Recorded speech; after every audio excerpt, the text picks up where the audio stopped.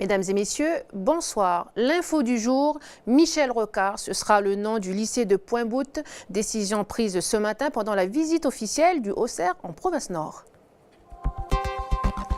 Le Haut-Serre qui a donc visité le lycée de Pointe-Boute cet après-midi, il a constaté des travaux d'agrandissement du lycée dont la deuxième livraison se fera lors de la rentrée 2017. 40 enfants de l'école Théari à vélo et en trottinette sur la piste cyclable Koné-Pointe-Boute, un événement pour marquer la semaine de la mobilité qui se tient jusqu'à dimanche.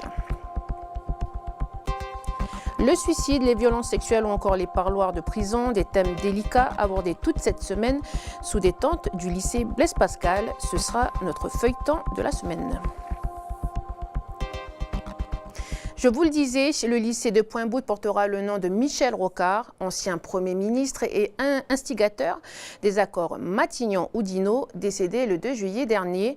Décision prise ce matin lors de la première visite officielle du haut-commissaire Thierry Lataste en province Nord. Après avoir rencontré les élus provinciaux, visité KNS, le Haut-Serre s'est donc rendu au lycée de Pointe-Boute. Anissa Toussi et Lindsay Wamo. Michel Rocard donnera son nom au futur lycée polyvalent de Pointe-Boute. Le président de la province Nord l'a indiqué ce matin, il le proposera prochainement au gouvernement de la Nouvelle-Calédonie. Je pense que c'est totalement justifié puisque Michel Rocard est un ancien ministre de l'Agriculture, c'était primitivement un lycée agricole et chacun connaît le rôle qu'il a joué dans l'histoire récente de la Nouvelle-Calédonie et son engagement sur le rééquilibrage, ce lycée étant d'ailleurs un des outils du rééquilibrage. Cette visite a débuté à 13h30. Le Haut-Serre a tout d'abord pris connaissance de l'avancement des différents chantiers d'agrandissement. Il se développe en 3 tranches. Une première a été livrée avec le réfectoire et un bâtiment d'internat. La seconde tranche sera livrée en 2017 avec le deuxième bâtiment d'internat et la dernière en début 2018. C'est le plus gros chantier avec celui du lycée du Mont-d'Or que l'État conduit en Nouvelle-Calédonie à l'heure actuelle. On dépense 300 millions CFP par mois à l'heure actuelle sur ces 2 chantiers, ce qui est aussi une forme de soutien à l'économie. Le coût total de l'investissement s'élève à 5 milliards 400 millions de francs CFP. En février, Michel Rocard nous avait accordé une interview la veille du comité des signataires.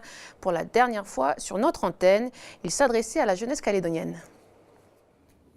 Il faut apprendre des langues étrangères, il faut apprendre des métiers de tout le monde.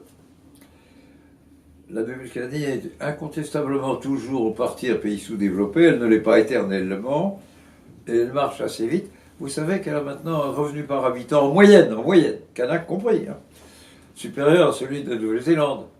Ce n'est pas rien, c'est le progrès de ces 20 dernières années. Et donc elle va vivre dans un échange croissant.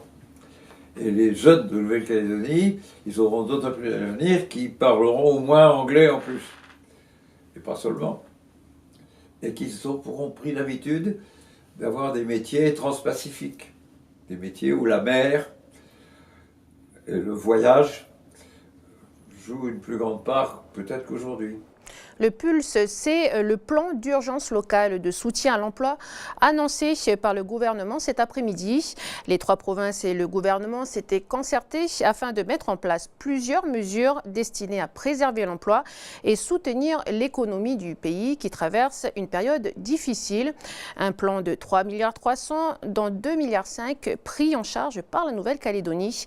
Philippe Germain nous donne les 2 mesures phares. L'objectif étant à chaque fois de mettre au même endroit, il s'agira du centre à Ducos pour la province sud, de regrouper à la fois les services de la DEF pour la province, mais également les services du gouvernement, c'est-à-dire DTE, DSF, DFPC, c'est-à-dire tous ceux qui sont susceptibles d'apporter leur assistance aux entreprises, le soutien en faveur du développement de l'emploi, c'est ce que j'ai dit tout à l'heure. Donc en province sud, là c'est pour inciter les entreprises à créer de l'emploi, c'est une prime de 200 000 francs à l'embauche, tout secteur confondu, il n'y a pas de limitation de secteur par rapport à la situation actuelle. C'est pour maintenir l'emploi, chômage partiel et aide au paiement des salaires et des cotisations sociales pour la province sud et prise en charge des cotisations sociales pour la province île. Pendant 18 mois, pour toute création d'emploi, la province île prend en charge les salaires, plafonnés au SMG ou au SMAG si on est dans l'agriculture. Voilà des propos recueillis par Diouk Menango. C'est la semaine européenne de la mobilité. Cette année, l'éco-mobilité est au cœur des différentes actions menées au pays. En province nord, la quarantaine d'enfants de l'école Théari à Koné ont testé les pistes cyclables de Koné à vélo et en trottinette, un sujet qui se passe de commentaires. Aujourd'hui, on a choisi de se déplacer à vélo et à trottinette, qui font partie des modes doux de déplacement.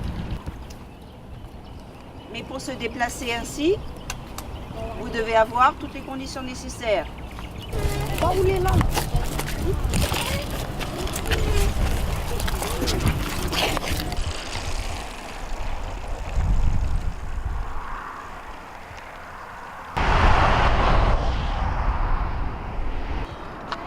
Ça va?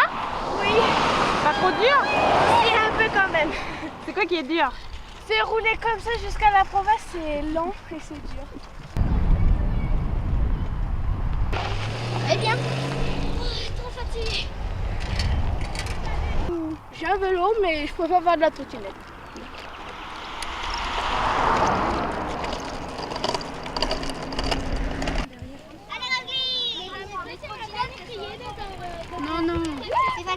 Et on attend encore un groupe derrière avec la maîtresse parce que c'est les élèves qui ont leur trottinette.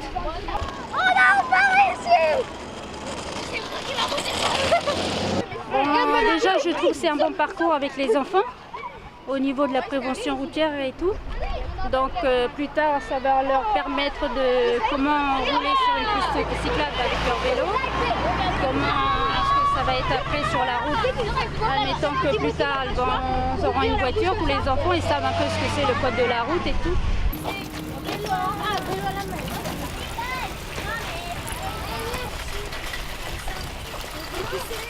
Voilà un reportage de Natacha Ouilly. Et on reste dans la mobilité avec cette convention signée ce midi par le gouvernement et 8 partenaires dans Air Calédonie, NC Covoiturage ou encore la Sudîle. L'objectif, créer une plateforme qui permettrait aux usagers de bénéficier d'une information globale sur toutes les offres du transport du pays. Explication avec Gilbert Tuénan, membre du gouvernement chargé des transports.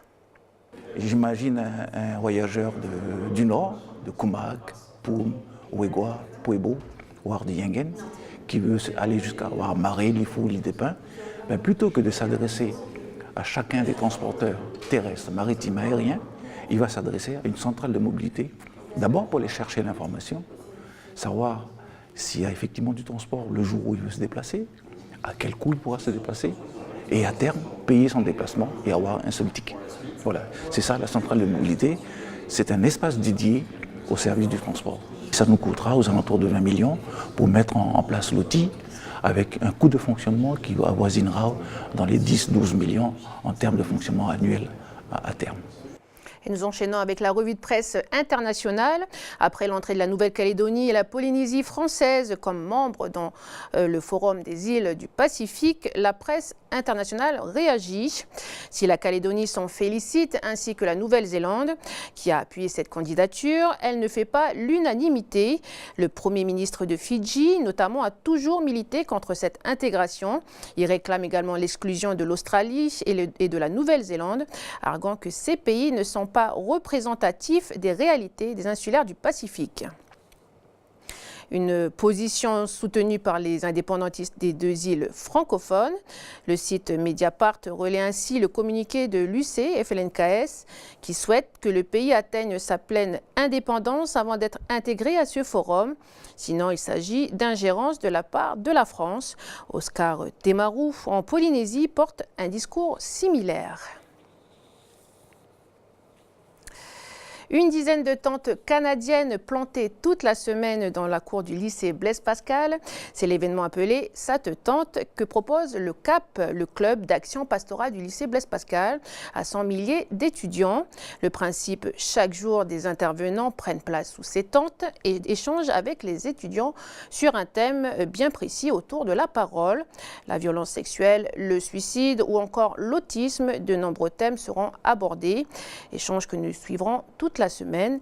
Et aujourd'hui, notre reporter Benjamin Lucas a posé sa caméra sous la tente dédiée au parloir de prison. L'intervenant est Marcel Guillaumard, visiteur de prison. Il commence par un texte qu'il a écrit sur son expérience.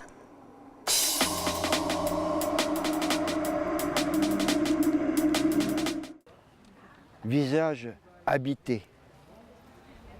Visage où l'on retrouve l'enfant.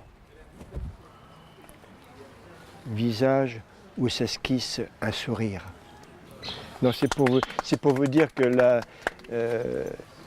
il y a tous les visages, Tout le monde n'est pas triste là-bas. Il y a des gens qui rigolent, c'est évident.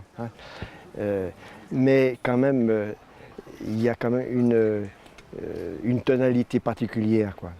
Les gens qui sont là voudraient être ailleurs, ça c'est clair. Et le but du camp Est, c'est de sortir justement.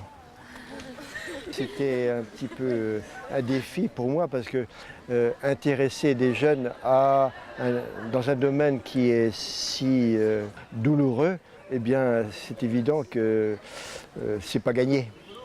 Des regrets et des remords. Vous savez ce que ça veut dire, remords, c'est mordre à nouveau. Et ça n'arrête pas, ça n'arrête pas, ça n'arrête pas. Ça prouve qu'il y a vraiment des gens qui pensent que même si tu as fait un crime vraiment pas bien, tu es toujours humain. Et je pense que ça peut toujours apporter quelque chose de penser d'une autre façon, d'avoir un autre point de vue un peu plus extérieur et beaucoup plus humaniste. Ça donne de l'espoir. Voilà, c'est la fin de ce journal. Tout de suite, Chloé Yentao testera pour nous l'apnée. Et puis, comme tous les lundis, retrouvez votre case sport avec Jamie Waimo. Jamie Waimo, qu'est-ce qu'il y a ce soir au programme? Bonsoir à tous. Alors ce soir, on va parler... On a un petit souci. Bon, ce soir, on parlera sûrement de VAA. Voilà, merci de nous avoir suivis. Excellente soirée à vous.